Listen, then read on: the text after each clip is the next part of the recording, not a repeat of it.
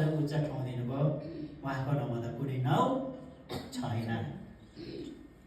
परमेश्वरको दाहिनो हातमा प्रभु यीशु पुग्नुभयो, किनभने उहाँले आफ्नो नम्रतालाई आज देखाउनु भयो। परमेश्वरले भनेको कामलाई आज गर्नुभयो। कहाँ गयो छिन्?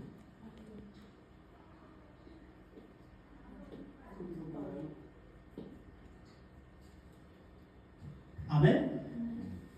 अनि भनेको छ पौलले के भनेको छ फिलिप्पीको भने let this mind in you. Philippi 2:5 मा पढ्दिनु त, पढ्दिनु।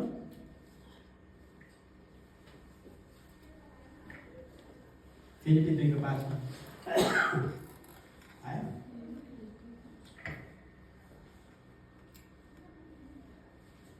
तिमीहरूमा यस्तो मन होस् जो ख्रीष्ट येशूमा पनि थियो। आमेन। अनि प्रभु यीशुमा भएको जस्तै मन हामीले पनि हुनुपर्छ।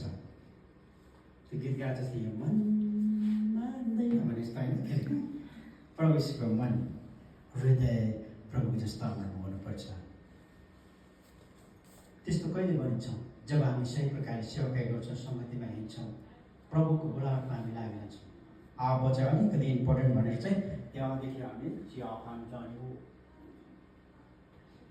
क्वालिफिकेसन अफ बिब्लिकल लिडर्स, बाइबलको लिडर्स, चर्चको लिडर्सहरूको पढाइ लेखाइ क्वालिफिकेसन। कतै हामी इन्टरभ्यू गर्न जाँदा के भन्छ, कति पढेका छौँ, हामीले सर्टिफिकेट बुझाउनुपर्छ होइन। क्रेडेन्सियल्स भन्छ, हाम्रो क्वालिफिकेसन चाहिन्छ। तर सेवाकाई गर्नु चाहिँ के चाहिन्छ त? त्यस्तो सर्टिफिकेट चाहिन्छ? संसारको लिडरसिप, वर्ल्ड लिडरसिप नै संसारमा भएको लिडरहरूलाई के चाहिन्छ? पढाइ चाहिन्छ, स्ट्याटस, उनीहरूको महान मर्यादा चाहिन्छ, शक्ति चाहिन्छ, पावर है। यो संसारमा चाहिँ यो सबै कुराहरू चाहिन्छ।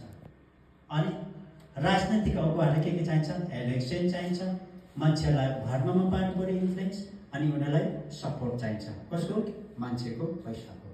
तर God's leadership is based upon humility, मानवता, दासोपना, परमेश्वरप्रति आज्ञाकारी। प्रभुको सेवाकाई गर्नेलाई चाहिँ यो चाहिन्छ। पढाइ छैन, नो प्रब्लम। लेख्नु जान्दैछ छैन, यदि सेवाकाई गर्न चाहन्छ भने नो प्रब्लम। 12 जना चेला प्रभुको पढेको थिएन, बर्खिएर थियो। बारीमा अर्काको धानबारीमा धान यसो सोधे कति खाँदै थियो। त्यस्तो बदमासहरू त्यो सो नटी, कहिला हातै नदी भात खाइरहेको हुन्थ्यो प्रभुले। यस्तो गोर्खेहरूलाई प्रभुले के बनाउनु भयो? महान चेलाहरू बनाउनु, जसले सारा संसारमा सुसमाचारलाई पुऱ्यायो। They change the world. उनीहरूले संसारलाई बदलावट गरे, मानिसहरूलाई they transform lives of people. उनीहरूले मान्छेहरूलाई बदलावट बनाइयो है। यस्तो गोर्खेहरूलाई र सेवाकाई गर्नुको निम्ति यदि चाहन्छ भने सर्टिफिकेट, पढाइ छैन, नो प्रब्लम। यो छ भने ओके, तर अपडेट चाहिँ हुनु पर्यो। हाय म यस्तो ककाउन जानेर बसिरहेको छु, प्रार्थना हुँदैन। प्लिज लर्न टु रिड भनेर आएर सिक्नु पऱ्यो नि त। हाम्रो गाउँमा एकजना के भन्थ्यो, चट्टा के भन्थ्यो, रातभरि कखामा सिक्थ्यो।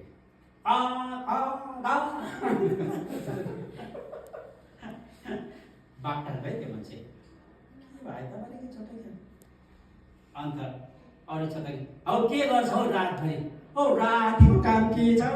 कखामा सिक्नु पर्ने। औ रातिको काम के छ? एबिसिडी सिक्नु त हो नि, तर सुत्नु पनि पर्छ।